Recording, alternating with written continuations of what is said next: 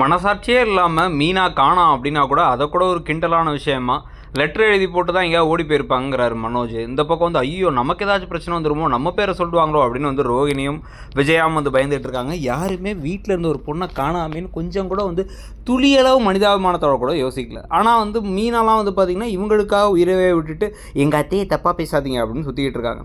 இதுக்கு நடுவில் வர காணாங்கிறதுக்காக வந்து மீனாவை காணான்னு சொல்லிட்டு இப்போ வந்து சிட்டி ஏற்றி விட்டு இப்போ போயிட்டு சத்யா போய் போலீஸ் ஸ்டேஷனில் கம்ப்ளைண்ட்லாம் கொடுத்து வச்சிருக்காரு முத்து மேலே. முத்து பாவந்தனோட மனைவியை காணான்னு தேடி போனவரை பிடிச்சி அவரை பிடிச்சி ஸ்டேஷனில் உட்கார வைக்கிறதுக்கும் வாய்ப்பு இருக்குது.